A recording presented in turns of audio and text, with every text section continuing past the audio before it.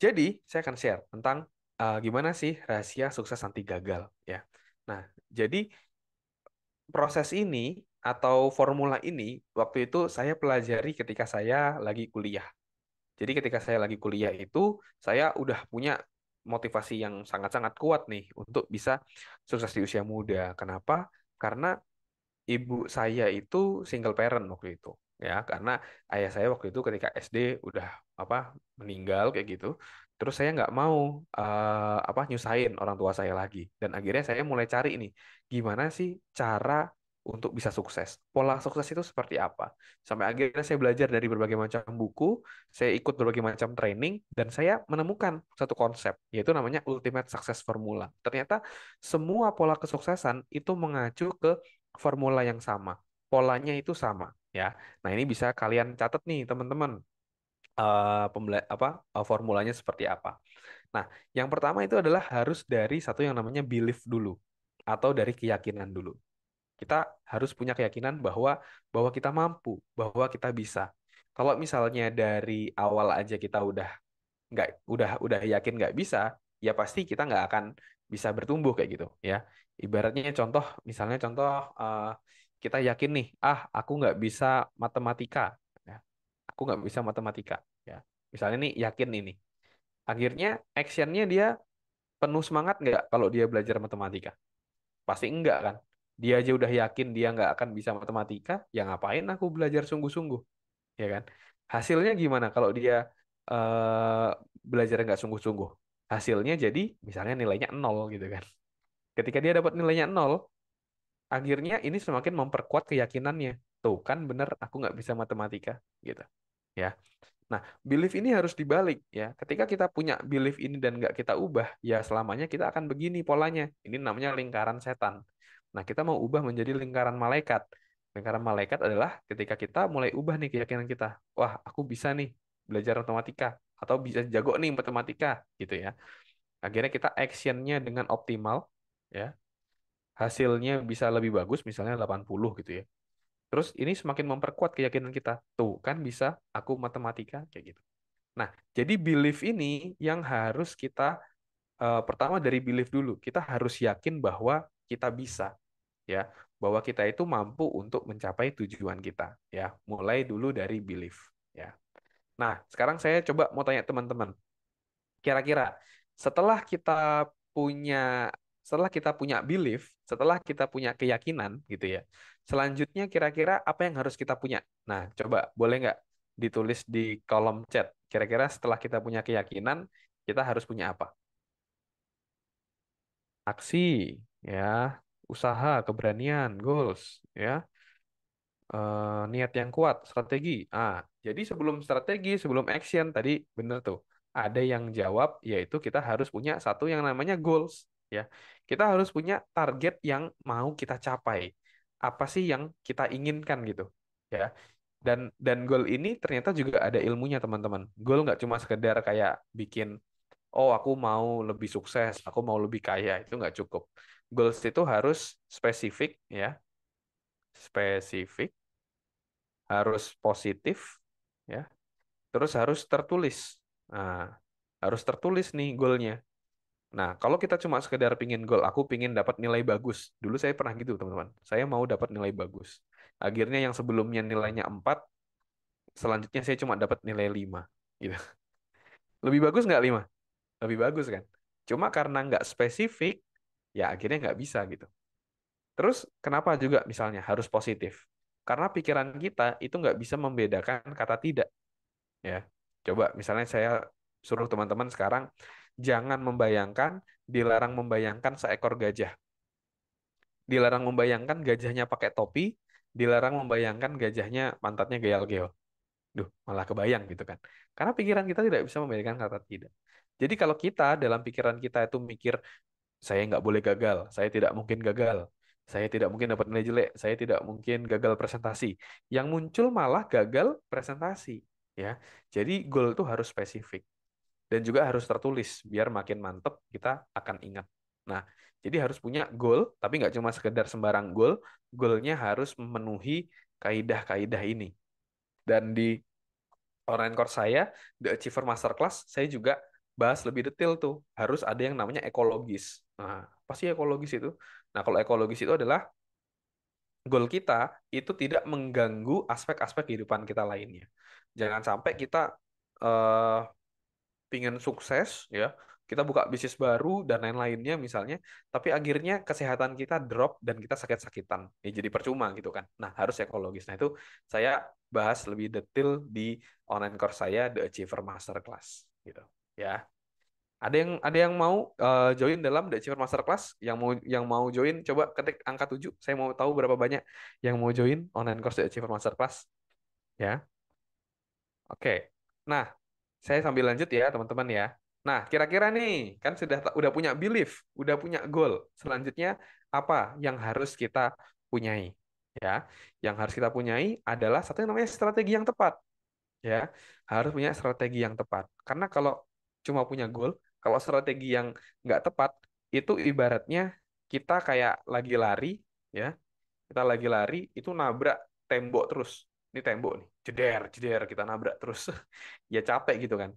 Kita yakin bisa, kita punya goal yang jelas, tapi kalau strateginya nggak tepat, ya kayak orang nabrak. Tapi kalau kita punya strategi yang tepat, kita tahu strateginya gimana. Oh, ternyata di sana ada pintu nih. Nah, kita bisa jalan menuju ke pintu tersebut untuk masuk ke sana. Ya, masih ingat tadi metafora nasi goreng? Ya, kalau kita coba-coba sendirian, kita lama suksesnya. Tapi kalau kita nyontek dari orang yang sudah berhasil, kita nyontek caranya gimana, itu akan mempercepat keberhasilan kita. Jadi harus punya strategi yang tepat untuk kamu bisa mencapai itu. Ya, belajarlah dari yang terbaik. Ya. Nah, selanjutnya, setelah punya strategi, ya sudah jelas nih strateginya apa, udah yakin, udah punya goal, udah tahu strateginya gimana. Selanjutnya kamu harus melakukan satu yang namanya action, harus ambil tindakan. Karena kalau kita nggak ambil tindakan ya percuma, ya. Eh, kalau kita cuma sekedar belajar doang, tahu caranya doang, ya, strateginya tahu, kita ikut ikut apa namanya, misalnya baca buku segala macam, udah tahu strateginya, tapi kalau kita nggak action, ya percuma. Karena action ini jembatan antara kondisi kita sekarang sama tujuan kita, ya. Nah, sekarang saya mau tanya sama teman-teman. Ketika kita sudah action, akan ada dua kemungkinan, ya. Ketika action, kira-kira kemungkinannya apa, teman-teman? Boleh tolong ditulis di kolom chat nggak? Kira-kira setelah action, kira-kira kemungkinannya apa? Gagal atau berhasil, ya kan? Nah, kalau udah berhasil, kita harus kayak gimana sih? Nah, kalau kita udah berhasil, nih, kalau kita berhasil, sukses ya. Oh, ternyata sukses. Bikin nasi gorengnya berhasil. Atau misalnya strategi kita sukses di karir atau di keuangan. Kita harus tingkatkan goal kita, ya. Karena ada yang namanya post Olympic syndrome. Jadi, ternyata ada penelitian orang-orang yang ikut olimpiade, terutama yang juara olimpiade, ketika dia udah jadi juara, itu dia stres, bahkan beberapa depresi. Kenapa? Karena ibaratnya dia itu udah berada di puncak kesuksesan gitu. Olimpiade, bro, itu udah yang paling ini apa namanya utama gitu ya. Olimpiade dia juara gitu. Dia mau ngalahin siapa lagi gitu kan. Nah, jadi karena dia udah nggak tahu lagi apa yang mau dia capai. Nah, maka dari itu dalam hidup ketika kita sudah berhasil, kita harus tingkatkan goalnya lagi. Oh, saya udah berhasil nih bikin, misalnya contoh, bikin event dihadiri 600 orang. Gimana biar ke depannya 700, gimana ke depannya biar 1000 misalnya. Oh, dalam karir aku udah punya skill, misalnya sebagai HR, saya udah bisa ngerekrut nih. Gimana selanjutnya biar aku bisa isi training, gimana biar selanjutnya bisa belajar misalnya compensation and benefit dan seterusnya. Jadi tantangannya harus terus meningkat. Kalau enggak kita yang stres. Oke, jadi tingkatkan goalnya. Oke. Nah, tadi teman-teman bilangnya kan kalau berhasil atau gagal. Nah, ini nih yang perlu teman-teman pelajari dan jadi aha moment juga buat saya waktu itu.